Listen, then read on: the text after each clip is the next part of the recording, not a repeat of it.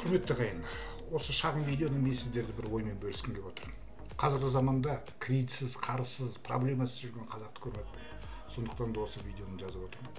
Мен сіздерді MLM бизнесіне, яғни сетевой бизнес деген ұғымға көңіл бөлсе екен деген оймен осы видеоны жазып отырмын. Квадрант денежного дохода деген бар.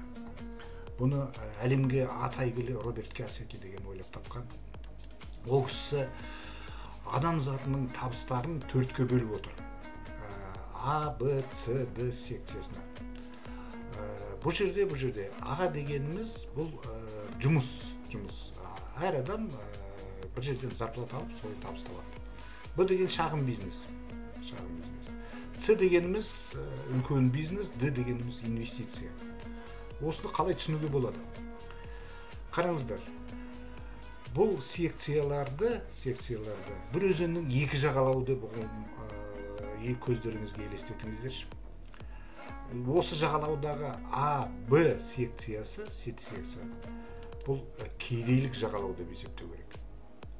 Ал С, Д секциясы байлық жағалауы деп есептеу керек. Бұл жерде ақша маңызды емес, ақшаның көлемі маңызды емес. Мәселе мына С, Д секциясындағы адамдар резидуалды табыс табады. Былайша айтқанда пассивті табысқа өмір сүреді. Әрине әр адам кедейлік жағалаудан осы байлық жағалауға ұмтылу керек.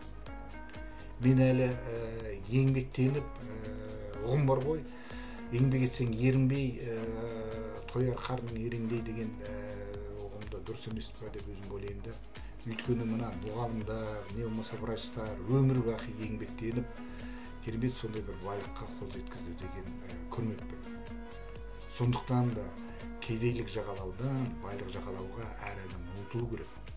Осыған бірде-бір мүмкіншілік беретін бұл MLM, жаңағы айтып кеткен MLM бизнес, яғни сетевой бизнес. Кедейлік жағалаудан байлық жағалауға өту үшін, яғни үлкен мысалы бизнес ашу, не болмаса бір инвестицияға үлкен қаражат қажет. Ал енді MLM бизнес ондай қаражатты қажет етпейді. Бұл ерекше мүмкіншілік.